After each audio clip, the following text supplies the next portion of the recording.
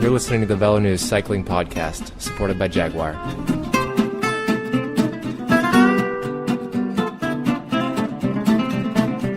Hello, I'm Richard Moore. I'm with Lionel Burney.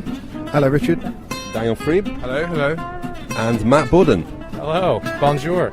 And this is the fourth VeloNews Cycling Tour de France podcast supported by Jaguar. We're down to one VeloNews member, Andy Hood. We got a bit too close to Spain, didn't we? And it sucked him back. He lives in Spain. Is that what happened? Has anyone seen Andy Hood? Andy Hood is... no one's seen Andy Hood, okay? I haven't seen him I haven't really seen the real Andy Hood in weeks. He's been on tour. He's been a madman. He's a shapeshifter, that one. Do you miss him? Absolutely. Of course I miss him. It's like my road captain's been plucked off the road. Now I'm just wandering around attacking aimlessly. You do look a little bit lost, although you have got Caley Fretz with you, who's the technical editor at VeloNews, and we're going to speak to him later. He's off sniffing around all these time trial bikes, because we're at the start of the time trial in Bergerac, and this is a podcast that will be recorded over about 48 hours or so. It won't last 48 hours, it'll just be recorded over that period of time. We're at the start of the time trial in Bergerac. We're standing by the Garmin-Sharp team bus. Matt, have you witnessed anything interesting this morning? No, it's been very quiet, because we're so far before the main GC guys will go that I think a lot of these guys will just put their headphones on and try to get it out of the way, and one more day to Paris. I think that's the feeling you see now. The mechanics tinkering away, the endless tinkering. I like that about time trials. They're sort of metronomic in their preparations. You see the guys around the bus and just doing every little detail possible, and they're sort of quiet compared to a regular road start because it comes in intervals, and you can observe a lot. It's sometimes it's hard to do some reporting because everybody's pretty focused, but today's it seems like any other.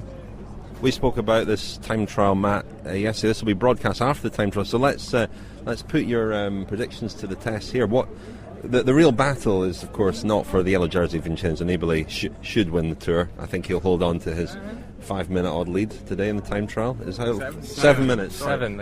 I switched off for the last couple of minutes. So 7-minute lead. But who's going to finish on the podium, Matt, and in what order? Oh, jeez. You know what? I'm going to be vague here. I'm going to say Valverde and a Frenchman. How about that?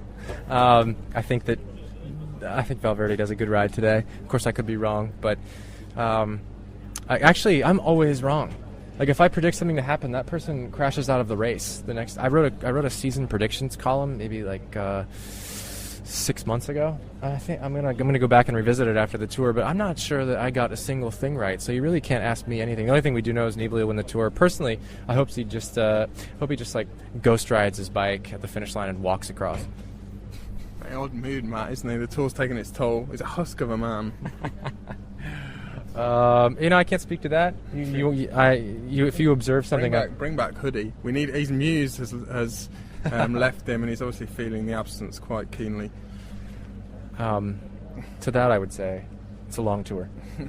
More of a GC, man. It's taken its toll on me, that's for sure. But it's been, I think it's been much quieter than recent tours, don't you? It hasn't been as hectic. It hasn't been as we didn't have any real scandals the last two tours, but it seems like this one has been very, very subdued. It's sort of it felt like it's almost petered out a little bit. There was that huge start in Yorkshire, which seems like a million years ago, and yet at the same time, quite recently, it's weird that the Tour seems to have gone pretty fast for me this year, but yet Yorkshire does seem like a long time ago, and in terms of we're at the stage start here, the crowds are pretty thin as they wander around the buses. They're not huge. Yorkshire would have been squeezed in there. Perhaps they should hold the finish in Yorkshire in some future year. You Brits. That'd be controversial. You Brits. Just angling for a home race. The French tell you to get your own race. It is quiet, and I wonder if that's due to crowd control, because it seems like ASO this year, the tour organizers have been much more strict about where the road closures are, and they're shutting things down further away from cities, and it makes it easier for the journalists and for the teams probably, but I think it does certainly have an impact on the amount of fans that can get to a given start. Well, we're standing at the Garmin-Sharp bus, and earlier on, Lionel, you and I spoke to Jonathan Vaughters, general manager, who's been a sort of irregular presence on the race. He was here for a bit at the start, then he drifted off, and he came back again just in time for the stage win on Friday for Navardauskas. So let's hear what Jonathan Vaughters had to say this morning. You've been on the tour for a bit of the tour and away from the tour for a bit. I gather meeting with some sponsors, potential sponsors. Is this with a view to securing the future of the team? I mean, most of those negotiations have already happened and are just sort of in the final phases of being announced. We're not going to announce it for a couple more weeks, but no, that's that. I was just off entertaining more than actually negotiating. And was some good entertaining had by all? Oh yeah, some excellent entertaining was had by all. Yeah, riding your bike a bit as well, I think. I have been riding my bike a bit as well. Yeah, I went up the Col de Fourclaws right outside of Annecy. That's really hard. I forgot how hard, like a really hard climb like that was. It's not the same thing as just riding a couple hours around parks and whatnot in Denver. It's freaking hard, steep, sweaty. So back to the tour, you obviously had your stage win yesterday. Does that mean that this is, you've had disappointments at this tour, obviously, especially with the loss of Andrew Talansky, and I know the team came into the tour with a plan to really support his GC ambitions, but does the stage win yesterday, does that salvage the tour from your point of view? I mean, listen, the biggest thing that I was happy about in this tour is that after Andrew left, the team dynamic remained good. Because, 9 times out of 10, when something like that happens, it just really falls apart and everyone kind of, drops their shoulders and drops their heads and just isn't that motivated anymore. But these guys stuck together. They stuck together. They stayed focused. And every day that we had a chance to win, we really came up with a plan that gave us a shot, and they tried 100% every day that we had a chance. And at first it didn't work out. It was a little awkward. You could tell they weren't changing from we're doing is supporting one guy, nothing else, to okay, now we got to get in breakaways to try to win a stage. Didn't really work that well at first. A little bit awkward, but each day it was sort of getting a little bit closer, and then finally it worked. Where were you the day Jack Bauer almost won? Were you in front of a TV somewhere? Yeah. I watched it on TV. I was actually with the principal owner of Slipstream Sports, Doug Ellis, and he and I were watching, and that was a heartbreaker. Should he have been wearing an aero helmet that day? Yeah, exactly. You go into all those details, like, oh gosh, maybe if he would have thrown his water bottle like 5K earlier. Now, Navardauskas was obviously a late call-up to the tour team, replacing David Miller, which got you some criticism in some quarters, especially from Scotland, obviously. But was it particularly satisfying that he was able to sort of justify that faith that you put in him? I mean, end of the day, I would have been just as happy if any of the guys would have won. He just happened to be the best guy for that particular course that day, and we utilized what we had at our disposal. And what about Talansky? Have you been in contact with him? How is he recovering from his wounds, and what's next for him? He's recovering well. He's going to do the Vuelta. I don't think he'll quite be in the same form of the Vuelta as he was, at the start of this race, but he'll be there. I think psychologically it's been pretty tough for him because he's looking at the list and the top 10 guys going, well, wait a minute, I've been consistently very competitive with all these guys for a while now, and I think he really sees that he could have had a great Tour de France, but at the end of the day it just wasn't meant to be. So I think psychologically it's been rough on him. Physically, he's healing. He's just started training again now. And so, I think he'll be good at the Vuelta. Maybe not great, but good. You're listening to the VeloNews Cycling Podcast, supported by Jaguar. Okay, welcome back to VeloNews Cycling Podcast, supported by Jaguar. We're here with Matt Beaudin in Bergerac. And Matt, just looking back at the tour, any moments stand out for you? For me, it's the cobbled stage. It's probably for a lot of people, it's the cobbled stage. I thought it was a really visceral expression of pure racing, and I love that. And I think at this point the issue's been put to bed over, should we have had the cobbles or not? Because who's not here anymore? He can't argue. He's gone. He can't defend himself, can he? And it was everything you wanted to see. It was exciting. It was like a desperate hill climb for 2 hours. So I think that was what I will take with me from this tour. Absolutely, yeah. We witnessed a conversation happening earlier, didn't we, Lionel, as we walked past the Katusha bus? Frankie Andrew and Vyacheslav Ekimov. And we thought that was I wonder, to be a fly on the wall, that conversation, I wonder what was being said between those two. Frank will probably fill us in later, won't he? Well, ask him, shall we? Yeah, Ekimov was he's usually locked in conversation with Sergei Uchikov earlier, who is one of the really... Star, is he not? He's one of the really colourful characters on the tour. Lionel, you're probably well placed to to tell us a bit more about Uchikov. And well, he looks, from his expression and the colour of his skin, he looks like a porn star. Colour of his skin and the way his hair just waves perfectly back. It does look like he's looked into the heart of a nuclear reactor for a split second. Yeah, having dressed up as Michael Douglas in Romance in the Stone. What an image! But that is exactly what he looks like. He beat Lance Armstrong semi-famously, didn't he, in a tour stage? Out-sprinted him. Not a million miles from here. 95. Yeah, not a million miles from here. Was that in Revel? That's testing my knowledge. It was before he won in Limoges, Armstrong, which I think you're heading to Limoges tonight, actually, Lionel, aren't you, on your way up to Paris? But yeah, that Armstrong took that very badly, that defeat, in 95, I remember. See, there was an American link. There was an American link to that. Well, we had Andrei talking to Ekimov, and then we had Uchikov beating Armstrong, so, everything flows seamlessly. American flavour, doesn't it? Well, bend to fit.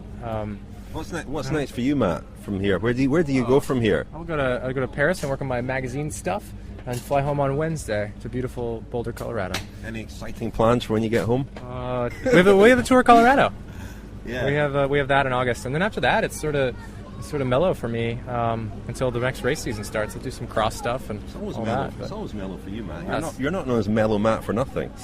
Is that what you call me? Do you call me Mellow Matt? That can't possibly be. Yeah, we do. Where's Mellow Matt? Has anybody seen Mellow Matt? That's the cry that goes around the press room. Let's talk about an American that we haven't spoken about all tour, Chris Horner. 42 years old. Is he 43 yet? Must be 42. He will be 43 in the fall, I believe, but he's 42 currently. And he's riding the Vuelta again, obviously. Now, what have you made of his performance at this tour? We saw him briefly on the Hautecam stage, didn't we? He escaped briefly with Vincenzo Nibali. Have you spoken to him much, Matt? Do you know where he's at in terms of his form? Yeah, I've spoken to him a few times, actually. I think he told me more than once he's really happy with where he's at physically as far as legs go, but he's been very sick. As you know, like half the peloton's been on antibiotics, chest infections. So I think he said he feels really good for maybe 5 minutes, but then just kind of fades away. But I think if he gets through the tour, he's told me if he recovers well, gets to train in the heat. Chris Horner loves the heat. Total weirdo. That he'll be really good for the Vuelta. He seems to think so, and he's a straight shooter. So if he says he's going to be good, he's probably going to be good. Well, we can hear a little bit from Chris Horner. We should hear from him now because Johan van Summeren is warming up in front of us here, and he unusually, perhaps uniquely, he's not wearing headphones and he's turning around quite a lot to listen into the podcast. I'm a bit worried that he leaks some of this exclusive content before it's actually broadcast. So we better go straight to the Chris Horner interview. I think you spoke to him, Lionel. Yeah, I spoke to him. I forget where we were now. It was a day or so France. ago. We were in France somewhere. Chris Horner was just getting ready to go to the start, and I grabbed a quick word with him. And as you'll hear, he explained a bit about his illness. He put that down not just to the bad weather affecting everybody's lungs, but also the cobbled stage. And just he feels that breathing in a lot of muck and dirt has just agitated his lungs, and he thinks that's a contributory factor to a lot of riders suffering from illness. But at the end, I asked him whether he was shooting for the podium again in the Vuelta, and he left me in no doubt as to what his goal is there. Can you sum up how your tour's been going? I know it's nearly over. We haven't caught up with you yet, so sum it up. Yeah, well, I was sick from stage 5, so the rest of the time has just been trying to survive through the mountain stages and then start to find some lungs again. So yesterday is a little bit better, but honestly the weather's been so bad the whole time it makes it hard to clear up the lungs when it's so much rain and humidity and stuff. So it's been a good tour in general, though. Could be better if I was healthy, of course, but it is what it is. Is that noticeable this year? A lot of guys are sick, and is that because of the weather then? Yeah, I think the weather, of course, the cobblestone day throws up a lot of stuff in the lungs, and you swallow a lot of stuff, so it's easy to get sick that day. But yeah, clearly a lot of guys are, so you go back home, heal up, and head on to the next race. You showed on Hotekam that you had pretty good legs yesterday, but it didn't quite work out. What did you make of Nibali when he came with you and then passed you? Yeah, he's got form. There's no doubt about that. He's riding 100%, and he's healthy still. He hasn't had any illness or anything, so clearly he's riding well and strong, and so barring any kind of real accident, he should be good to go for the win, unless he crashes or something strange like that. It's a great unknowable, but do you think he would have won if Froome and Contador had not crashed out? He had the leader's jersey to begin with, but nobody knows the answer to that, so you just have to see. And lastly for you, will you be going to the Vuelta as the defending champion? Do you think you can, if you can get healthy, get back to full strength, another shot at the podium? Yeah, another shot at the win, so that's the plan. So we'll see what happens, come out of here and get healthy, and then focus on the Vuelta. You're listening to the VeloNews Cycling Podcast, supported by Jaguar. Okay, I'm with Caley Fretz, the noise of turbo trainers spinning in the background. Johan van Summeren still warming up there. And Matt Beaudin is still here. Caley Fretz, the technical editor at VeloNews. Caley, you've been a busy man this morning, sniffing around all these time trial bikes. Yes. This is like your Christmas, isn't it? It's Christmas. I actually flew all the way back from Colorado for this stage and tomorrow. It's Christmas for a tech guy. Seen any nice presents out there? There's a brand new Bianchi called the Aquila CV. Uses some of the technology that they debuted in the Roubaix bike. It's called Countervail. Basically makes a more comfortable frame. Looks really slick. Other than that, there's not a whole lot of new stuff out here today. Tony Martin's bike, he's on some interesting gearing. He's actually running what a couple of years ago would have been a mountain bike cassette, the 32-tooth big cog, and that's so he can stay in the big ring for the entire stage today.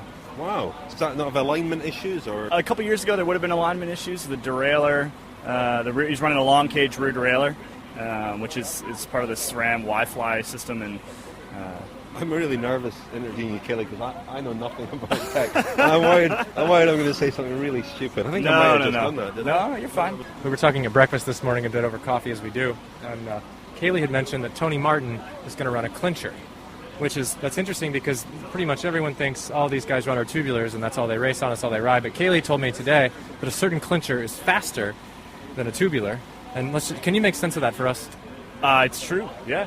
So actually, I was just overlooking at Tony's bike 5 minutes ago, and he's running tubulars. So Specialized may have misled me on that one. Cool deal switcheroo. Yeah, I've got a little tech factoid for you, Caley. You can use this if you like. I was chatting to someone at Team Sky the other day, and they reckon they've had fewer punctures than any other team at this tour. 4 punctures the whole tour. Really? And they think that is because their mechanics work harder. They would say that, wouldn't they? But they say their mechanics are always last in. They also don't have a tyre sponsor, which is a deliberate decision, so they choose their own tyres.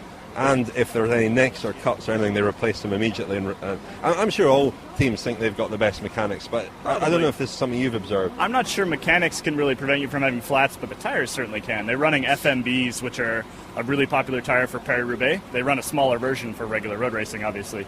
But yeah, they're running 25-millimeter FMBs, and I would guess that they're probably aging them, which is something that people did with tubulars a lot. Armstrong, for example, notoriously would never ride a tire that Sorry, who? I don't know who you're talking about. Riders from 10 years ago would never ride a tire that was less than about 2 years old, and from what I've heard, the Sky Mechanics are aging their FMBs. Armstrong never punctured, actually, did he? I can't remember him puncturing. And that's one of the things that he says is he believes, and his mechanics believe, that because they age the tires, which essentially hardens the rubber a little bit, that's why they weren't puncturing. And Sky could be doing the same thing. In terms of trying to spot new things, a lot of teams, I guess, are not going to advertise innovations sometimes, are they? Or is it a case of going around and really having a really close look at the bikes as they're unveiled here? It all depends on the sponsor, really. The teams would like to hide the innovations. Generally, the sponsors want to tout them. So if it's an innovation that is, hey, we have a new wheel, we have a new frame, then the sponsor is going to certainly sort of, like Bianchi, they just set up this whole big show over there for their new bike. But stuff like the FMB tires that are sort of a mechanics trick, no, they're not going to tell anybody about that. Although most of the mechanics would know things like that. We're aging tires like wine, really. Yeah, just like wine. Yeah. It's definitely not a proven science, but supposedly it works. People were doing it for a long time. It's only in the last couple of years that it's sort of gone out of favor. I think there's probably something to it. There's a lot of superstition that goes around, though, in the peloton, isn't there? Like, the other day I heard that Nibali has only worn 2 yellow jerseys. Really? The entire tour. Yeah. And somebody else, I forget who it was, only brought 3 pairs of socks. Mollema. Bauke Mollema. Yeah. Who, by the way, only rode his brand new Bianchi time trial bike for 10 minutes prior to racing it today. That's very old school. Very old school. The bike wasn't quite ready in June, and obviously since he's been at the tour, has not had a chance to ride it except for about 10 minutes at the first rest day. Wow.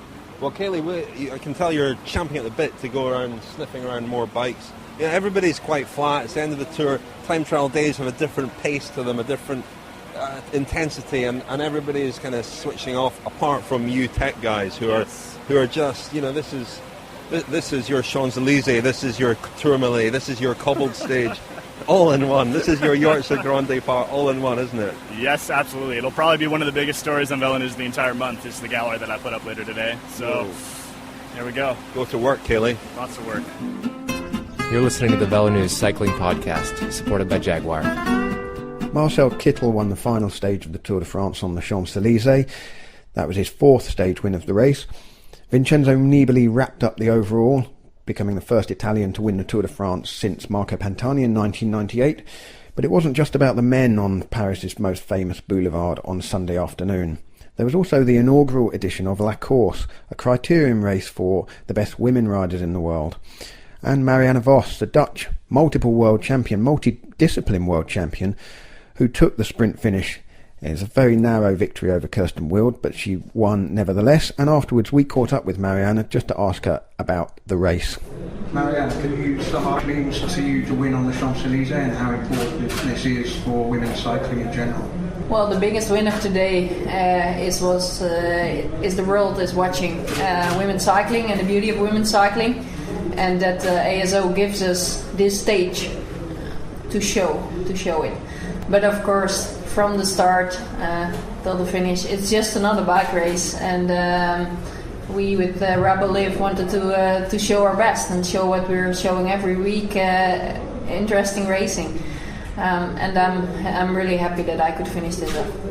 Marianne, perhaps doesn't look like the most challenging course, laps around the Champs. Can you just talk to us about the unique challenges of that circuit? Well, yeah, it's a different style of racing because it's really wide, and then you have the cobbles, slightly uphill to the Arc de Triomphe. It's difficult to get away because the speed is really high, and in the bunch you're at ease, but in front you're pushing really hard. So we knew that up front, and with the men's it's often a bench sprint, nearly always. We try to make a hard race, to keep in control, to keep the initiative, but and I had to save my legs for the finish. And that was the challenge. The challenge is to be in the right position at the right moment. In terms of the women's calendar, we had the Giro Rosa, which clashes, of course, with the Tour de France. Do you feel that takes away some of the spotlight from the women's racing? And do you think that UCI needs to get together with race organisers to dovetail the women's calendar with men's events so that you get higher profile when you're racing in your top races? These talks are already going on, and that's definitely a challenge. We have beautiful races in the UCI Women World Cup. We have great races like the Giro Rosa, and now you see here in the combination with the Tour de France, with La Course, that it gets a lot of attention, and that the fans and women, but also men around the world are willing to see more of women's cycling. It's a challenge to get a more balanced calendar, and I hope it can be more combined with the men, because that gives us the stage that women's cycling needs to step up further. So this was a great day for women's cycling. Marianne, before today you've won pretty much everything in women's cycling. There's a new race today, you've won that as well, so you have won everything. Is it hard to to stay motivated, but also to keep improving? Is it hard for for you to feel like you're still working on things and still becoming a better rider? Definitely new races motivate us to go further and to improve myself. And this year with the coming Tour of Britain, the women's tour, with La Course, so much is happening in women's cycling that gives an extra boost and helps me also to stay focused and to stay motivated. But it's not really difficult because the competition is getting stronger and stronger, and to be able to stay up there and to catch up also in the team. My teammates are doing so well that you have to have a really good level, high level, to be able to race for the victory. It's great to win these races, but it also helps me to stay fresh. You're listening to the VeloNews Cycling Podcast, supported by Jaguar. Well, an American didn't win the Tour de France or quite get onto the podium, but there was an American as part of Vincenzo Nibali's backup team. Chris Baldwin is an American who is the team's PR man, and he spent the past 3 weeks fielding the various requests from the media for interviews not just with Nibali but also the team principal Alexandre Vinokourov and the other riders. And the spotlight is always pretty intense on the team that has the yellow jersey, so he's had his hands full, that's for sure. Well, a couple of months ago, when things weren't quite so hectic for him, we caught up with Chris Baldwin and we wanted to find out a little bit about how an American came to be doing the PR for a Kazakh team. He also offered some insights into Vinokourov's character and shed a bit of light on the culture in this Kazakh squad. So this is Chris Baldwin, who Richard Moore and I spoke to at the Giro d'Italia a couple of months ago. I suppose it all goes back to the Nagano Winter Olympics, because I went to the University of Montana in the sports press bar just on Hunter Avenue, I think, somewhere in Missoula, Montana. And every Thursday for the previous 5 years, my Russian class, because I was a Russian major in college, had gathered at this sports bar to drink beer with our lone Russian professor. It was an Irish-American named Phil Maloney from San Francisco, who was famous for his union organizing abilities in the faculty senate and famous for his long drunken Thursdays that he would spend with Russian language students, no matter the age, in this bar. And so after 4 years of doing this with him, we kind of got to know him, and we kind of knew that in the first hour of the Russian hour every Thursday, you'd speak Russian and practice, and drink beer. And then in the second hour, you'd stop speaking Russian, but you still be drinking beer. And then in the third hour, you just stop speaking. And the beer would just flow, and you just keep doing it. And after 4 years, this was how it went. It's an effective way to learn Russian. This is why the University of Montana is such a powerhouse in the Russian language instruction in the world. And what happened with Phil Maloney was that he was about 56 years old, 57 years old, and he loved the Republic of Ireland. It was the most important thing in the world to him. Philip Maloney, Catholic family, San Francisco. I think he'd only been here 3 or 4 times. He hadn't really explored it, but it was just his big thing. And so in the Nagano Olympics, if you'll recall, and I'm sure you do, the 4-man bobsled Irish team in the qualifying heats finished 13th or 14th, enough to be on television. And so there we sat on the Thursday in February in 1998 as the Irish bobsled team on television above us, above our heads in this sports press bar, began to take to the tracks. This was about hour 2.5, so we're already speaking English. A buddy of mine, I think he looked over at Phil. He said, "Hey, look, Irish bobsled team," and Phil looked up at the screen, gave sort of the Phil Maloney chortle. Irish bobsled team had a massive heart attack and died. Fell to the floor. He was dead before he hit the floor, and we were a little bit shocked because he'd never pulled a prank like that before on us, of all the things he had done. And with Phil Maloney went all the collected knowledge in his head that was going to help get me a job in Moscow at the end of 1998. This was before any of the financial crisis had hit. And he had promised me, he said, "Chris, you're a good Russian speaker. We'll send you to Moscow. I know some guys there. You get a job. You'll probably make $50,000 a year," which at the time was like, wow, $50,000. I'm going to be able to drink beer for hours. And so, long story short, here you are at Astana. Here I am. Sorry, we cut out a bit there. Phil died, And I didn't have a job. I didn't know what I was going to do. So I went next door, because I also have a degree in linguistics. I went next door to the linguistics department, and I asked them, have you got something for me? They said, yeah, you can go to Russia and teach English. We have this Soros fund money. Teach English. It's called the SPELT program, Soros Professional English Language Teaching Program. And they had a choice on a big wall of all these places you could go. And you could go to, in Russia, you could go to Samara, you could go to Tolyatti, you could go to some more Siberian cities, and you could teach English there. And I didn't want to go to Russia, because I'd been to Russia once already, and all I remembered from Russia was how terribly drunk I was all the time, and how much vodka it took to do that, which wasn't that much. And I thought, I don't want to go back to Russia, because by God, I can't control myself with the vodka. I'm just not going to make it. I should go to, I know, a Central Asian country where they're Islamic and they don't drink. So I chose on this big list of the 3 major Central Asian countries, which were Uzbekistan, Kazakhstan, and Kyrgyzstan. I choose to go to Kyrgyzstan. I taught English in Kyrgyzstan, which is the tiny country that's just below Kazakhstan.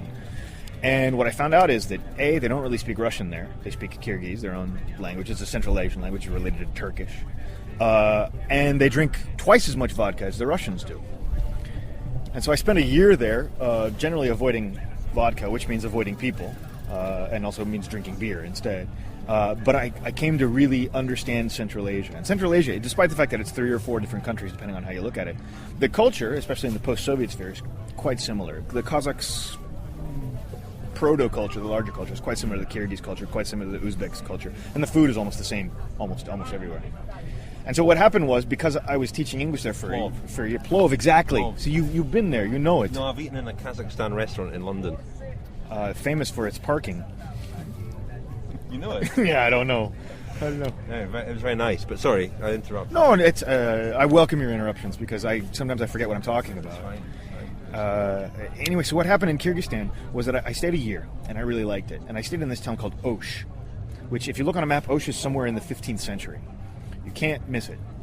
And I moved the second year. I moved to Bishkek, which is about in the 1950s. It's okay, but it's an alpine city, and it's more like my native Montana. And I really enjoyed living there. But after 2 years there, where my salary went from $200 a month to $300 a month, I was like, I need a challenge. I'm going to go somewhere. So I went up to Moscow, and I went working up in Moscow, and I took a job at a business newspaper there because I spoke English, and I knew a little bit about the internet. You spoke English? I did. At the time, I did. And it's been downhill ever since. And what happened was I started working as a journalist, and I got a job in this thing, and I was making $1,200 a month living in Moscow in 2000 about 2000. And that just wasn't that much money. And so, journalism. Yeah, long story short, I decided I needed to go get back and get a credential in journalism. So I went back to the United States. I applied for graduate schools, and in 2005, I finally had the cash to do it. So I went back to the United States for 1 year, got a graduate degree in journalism, and immediately found work because I was a Russian speaker. But I didn't find work doing what I wanted to do, which was to come back to Kazakhstan, which was to come back to Central Asia, which was to come back to see all these cultures. Instead, I found a job with the Reuters news agency, first to spend a year in London, and then to go to Moscow.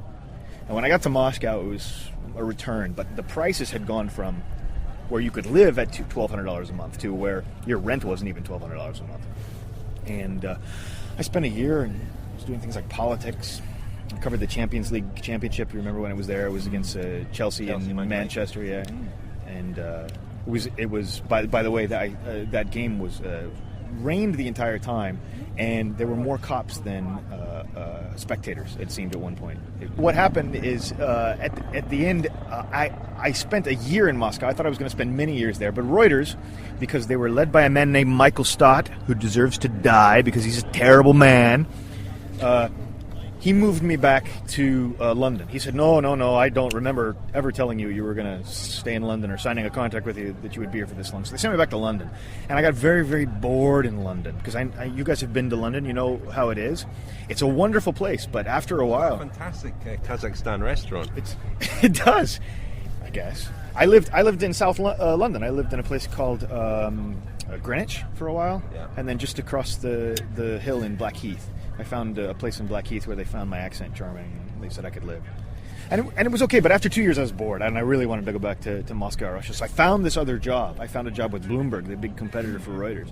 And on the day I went to tell Reuters that I was quitting and to go into Bloomberg, and the day I quit, I got a phone call totally unexpected from a guy named Vasily Davydenko, who's a Russian-American, who was running a team called Team Type 1 at the time. And he said, hey, Chris, I got a budget for a team. We're going to race in Europe. We're at a pro-continental level. We need a press officer. Are you interested? And I thought back, and I'd known Vasily for about 10 years, because in America, when I had lived there, I'd always gone to these bike races. And I'd done work for Cycling News. I covered the Criterium Champions one year.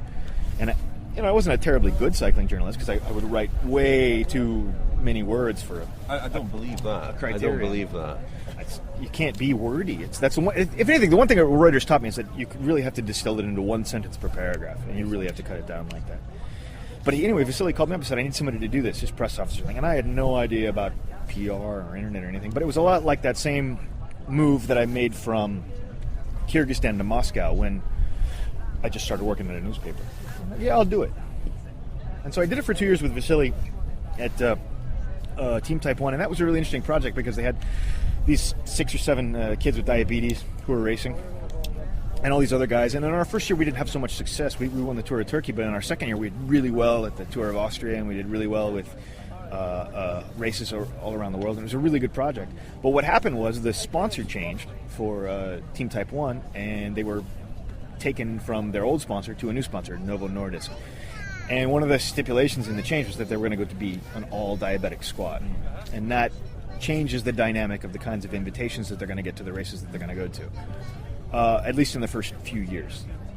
And I kind of thought, well, wait a minute, I like the team, I like the project, these are good friends of mine, I really want to do this, but why don't I try and seek my way up? And so what happened was, at the Tour of Turkey that year, in the second stage, two riders went in a breakaway. One of them was Laszlo Bedrogi, our guy, and the other guy was Alexandre Vinokourov, who's the leader of this Astana team. And so what happened, the way I got this job was, those two guys went in the break. Bedrogi took the points for the beauty jersey that you get in the Tour of Turkey, and Vinokourov got the most aggressive rider jersey. And you know, in the Tour of Turkey, there's like 7 or 8 podium presentations every day. And so what happened was, I went up and I stood next to Vinokourov. And Vinokourov's a small, diminutive man, but he's nonetheless terrifying. Most people are just absolutely petrified of the guy because he looks like he could just sort of rip your head off. Like a chocolate bunny. Yeah. And I just started talking to him. I said, hey, Bedrogi broke his leg too. Because this was in Alexandre Vinokourov was building his leg back up. And he looked at me. First of all, he looked at me like, what strange man is speaking Russian to me? How is this possible? And then he relaxed a little bit. And I said, yeah, he broke his leg, Bedrogi broke his leg, but he didn't get the chance to recover, and so he's had struggled trying to come back in. But, hey, you're looking good, And he's like, oh, yeah. And then he started telling me, he's like, they put a spike in my leg this long. I got French guys doing it. It's awesome. I'm going to, I'm training this year. I'm going to get back in and try and race again. And I said, oh, cool. He said, oh, cool. What's your name? And I'm Chris. Oh, see you later, Chris. And then that night, Vasily comes up to me at the restaurant. He's like, I got really good news for you, Chris. What is it, Vasily? Astana wants to hire you. On the basis of that one conversation? No, yeah, more or less. Because they're like, oh, God, here's a guy who speaks Russian. Oh, my God, he speaks Russian. He can do this job. And what happened, it turns out, Vasily Davydenko is a really good friend of Alexander Schaefer, who is the director sportif of this team. And because they're such good friends, Vasily was able to vouch for me in more or less a second and say, oh, yeah, Chris is a good guy. He knows what he's doing. Also, he wants to leave us because he kind of wants a promotion. And that's how it worked out. So now you're here. And how does it work? I mean, how much contact, how many dealings do you have with the Kazakh sponsors of the team? Because this is a team that's been around for a long time now, but it's still quite opaque to the outside world. I mean, it's your job to make it less so, isn't it? So, but how does it work? With there are sort of several partners sponsoring it. Yeah. How much do you have to do with them? Well, the really good parallel is if you know that about the Sovereign Welfare Fund of Norway, and because Norway was a relatively poor country before the discovery of offshore gas and oil, and they're a country that has this mentality, this rather conservative mentality of, let's do things right in Norway. They created this sovereign welfare fund, and now it's one of the richest nations per capita in the world. Kazakhstan is trying to mimic that. And they've created this sovereign welfare fund. It's called Samruk Kazina. And what they're doing is they're going around investing their billions that they're making in things like oil and gas and uranium and plutonium and aluminum and eventually agriculture, because they're going to open this big bread basket that they used to have in the Soviet Union. They're going to open it up, and then they're just going to supply everybody with bread. Excuse me. What's going to happen, or what is happening, is that they handle all of this investment internally, and they're building roads, and they're building hospitals, and they're building things up in schools and whatnot. And they're also somewhat responsible for their image outside the country. And the president of the country has given them this mandate, hey, improve our image outside the country as well. And so they, if you think about it, honestly, really the only thing most people know about Kazakhstan is two things. Any savvy sort of Westerner. They know Borat, the movie, and they know Alexandre Vinokourov and the bike team. And depending on their level of sophistication, they can see that the movie Borat really isn't about Kazakhstan at all. But about Alexandre Vinokourov and Kazakhstan, because nobody's ever really spoken up for them and said, hey, we're English, or this guy's a Russian speaker, but he's part of our world tour, World 2, the people kind of look at him like, what is this mystery guy? And so they have this team, but it's not really about Alexandre Vinokourov. It's about the Kazakh Cycling Federation in general. And so what happened was that in the Soviet period, there was this really strong amateur cycling program that existed all throughout the country, and they could race internally. And it was a selection process. It was entirely state-funded, and it existed in hundreds of cities in Russia, and then dozens of cities in all the other republics as well. In Kazakhstan, it seems to exist stronger than anywhere else. Partly because the climate is relatively mild, and they could train and race a lot more, but also because a lot of the guys who were really good trainers in Kazakhstan, they had all of the conditions were met in their life. They had good food, they had good land, they had good bicycles, they had money in order to do things, and they had an active network where they could go around and race all the time. And so they would start racing in Tajikistan, or they would start racing in Turkmenistan in January, a lot like racing in Spain in January. And they would race all the way through, and they would just get stronger and stronger. So what happened is that in the Soviet period, most of the guys who were making the final Soviet team were actually from Kazakhstan. And Kazakhstan was always the Belgium of Soviet cycling. What happened when that collapsed is that infrastructure network was still there, but there was no funding anymore. Some of the guys who were particularly strong, they got funding from their families. Their families sold the car so they could come in. Muravyov is one of them now, who's still racing, but Vinokourov was another one. Schaefer was in the last generation of Soviet cyclists. Sadun, who's a director here, was also in the last generation of Soviet cyclists. They came over. They lived in their cars. They lived in East German dormitories. They raced for Criterium Primes, and they raced for noodles. And they just kind of got to this point where they're like, God, this is really hard. We don't want to race like this anymore. And so when the nation of Kazakhstan started to develop its resources, these guys who were in the Cycling Federation went to them. And they had a really powerful ally. The guy who was the prime minister of the country, was also the president of the Cycling Federation. And he helped them get funding. And they kept going around and winning races, and so they get more funding. And they'd win more races, and they get more funding. And then when Liberty Seguros' license became available, like suddenly in the middle of the season, Astana, 2006, 2005, 2006, they turned to Astana. They said, "Hey, you got the money? You want to buy a license?" And they ponied up quickly. They said, "We got it," and they got the license. And then all of a sudden, they had this license. What are we going to do with it? What they started to do was they went back to the government. They said, look, this is a really good promotion vehicle for the nation of Kazakhstan. It's pleasant. People are always smiling at bike races. It's not like football where it's you're for Real Madrid or you're for Barcelona. It's everybody's for all bicycle racing around the world. Let's do it that way. And they began to promote it, and they're getting bigger and bigger. And then as those promotional things increased, the people in Kazakhstan who know how to do promotion, they also increased. Their cadres increased as well, and so they got more sophisticated and did more things. And so like 3 years ago, they said, well, here's what we want to do. We want to host this thing called Expo 2017, which is the World Expo, the World Trade Fair. I'm probably getting a name wrong, but Expo 2017 is what it's called. And they bid against Liège, Belgium. And it's a bidding process, just like the Olympics is, just like the football is, just like everything else is. And they got it in their minds that, okay, we're going to have this World Expo because it's a chance for us to show off what we're doing. And it's really interesting because Samruk Kazina has this larger mission of, as a sovereign welfare fund, of providing for the nation and building it up. But then at some point, when they've sort of done that and they've got the infrastructure up and running, then they've got to take their money and create a bond market. because the money's still there and they've got to keep that money active, but they've got to create a bond market. So they're doing all these things to create a really stable banking system and a really positive banking economy, sort of set themselves up as this hub of banking somewhere between China and the Middle East. And they're like, but nobody knows about it. I said, well, we'll use the expo to, fundamentally advertise our ability to create a bond market, a national bond market. And at the same time, we'll use the cycling team to promote the expo. So they sort of see it as this stepping stone of levels that they're going to go through. So right now, the bike team, and we've got this big Expo 2017 thing on the side of our bus, and it's on the jerseys as well. But what it is this active construction project that's going on. And it's all these, Norman Foster, Hilary Swank, whatever the architects' names are, Renzo Panani. Hilary Swank is an architect, but that's a good name for an architect. It is. But does that? Is the long-term future of the team assured? We're assured through 2017 for sure. 2017. Yeah, but they've also built this new thing called the Astana Presidential Club, which they're trying to model on like FC Barcelona or FC Real or Galatasaray, where they create an umbrella group of lots of different sports teams all in the same group, and that's what they're doing. And so Astana, the capital city of Kazakhstan, is cold and windy and kind of terrible in December.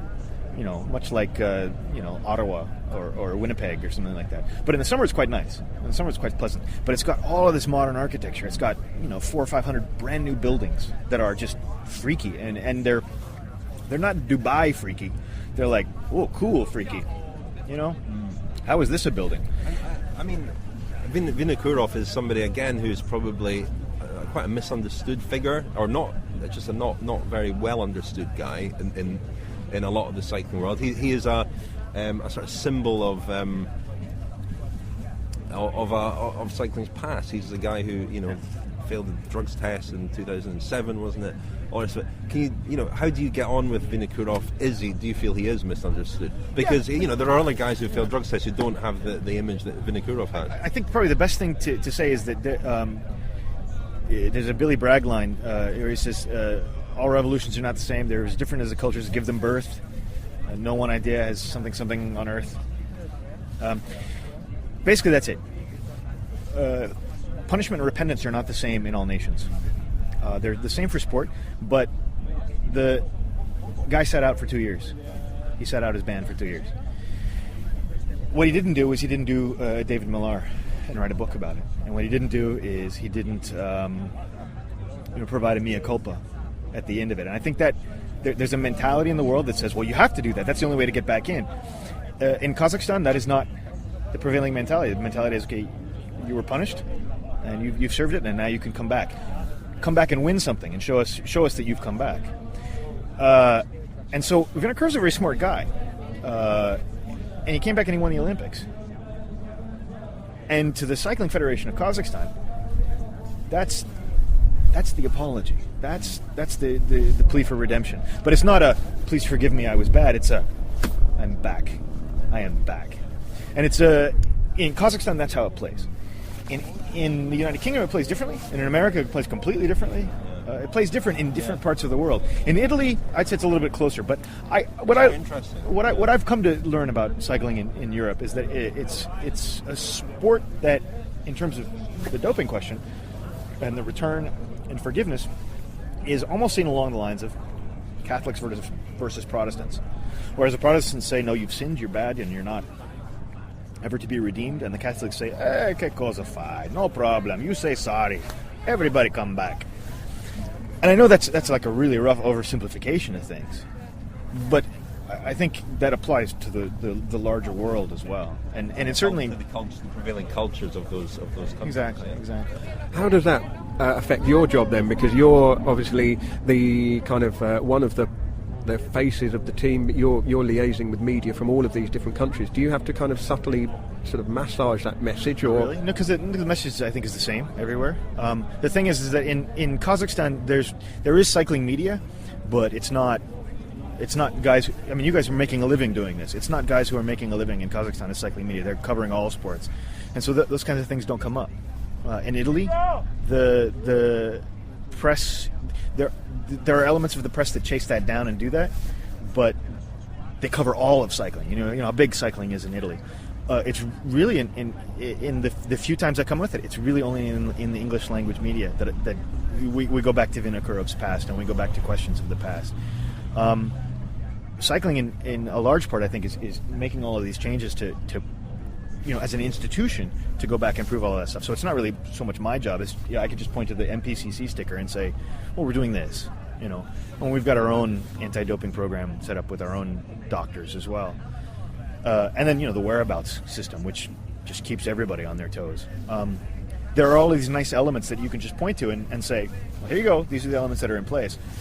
At some point it'll be something like, well, can we get a proctological exam of these guys? Can we go in further? Can we go in deeper? And I think that's the point where you have to say, look, these are the elements, and this is the square we've drawn around it, and this is what we have. Let's go back and focus on the racing. Let's go back and look at how we're going to build, the next generation of cycling. How we're going to set up things like a riders' union that's going to fight for its own rights, and that's going to do things like help control organizers from setting up 13 mountain stages in a 3-week stage race, and who's gonna keep press conferences to a minimum at the end of a stage race, so that they're not getting wiped out in the recovery process, et cetera, et cetera. I think those are the issues that are eventually going to come up, and those are the things that the riders mostly talk about these days. How they're going to survive as the sport gets bigger, as the sport starts to make more money, as the organizers sort of realize, hey, we've got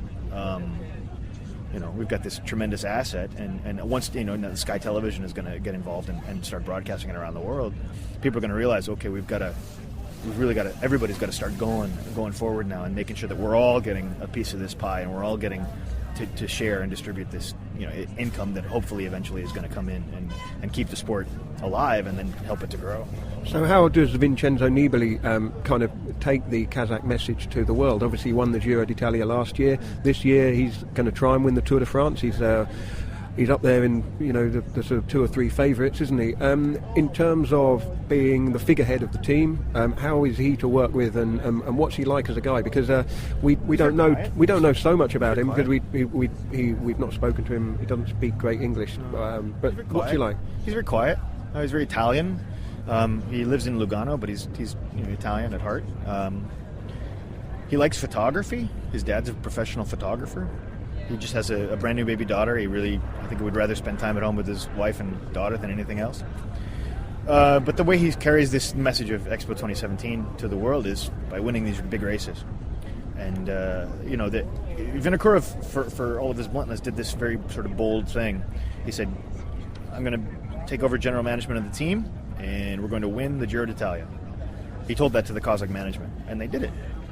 They came through on the goal that they established for them. That builds a lot of confidence in those circles. The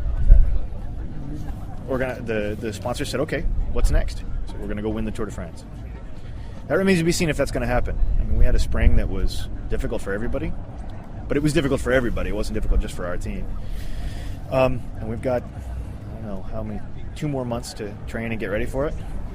And that's how he's going to do it. That's how Vincenzo Nibali is going to do it, and how Astana team in general is going to do it. Okay. Well, I was just going to ask, where does Ciro live on the bus? Because Ciro is a very good friend of the podcast.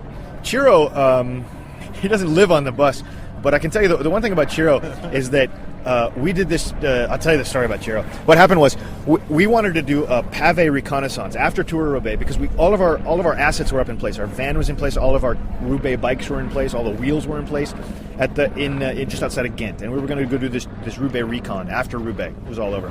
And I don't know if you saw the clown circus that was on Monday when Contador did his recon, but there were like 37 motorcycles following him around, like, "Hey, Contador, hey, you're bouncing, hey," and it freaked everybody out duly.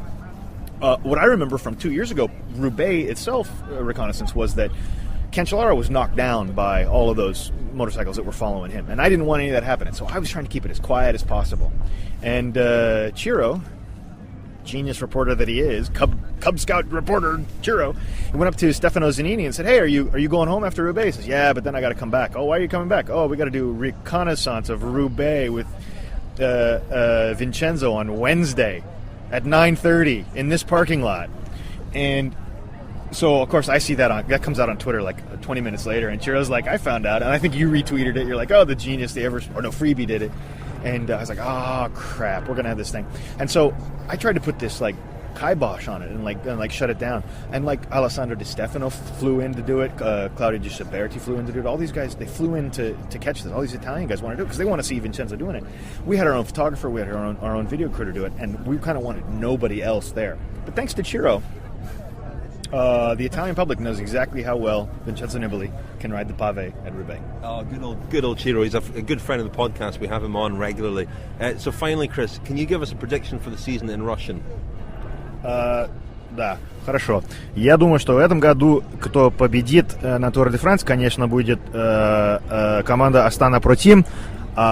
И на второе место я ожидаю, может быть, хороший результат от американского гонщика TJ Van Garderen. So that was Chris Baldwin.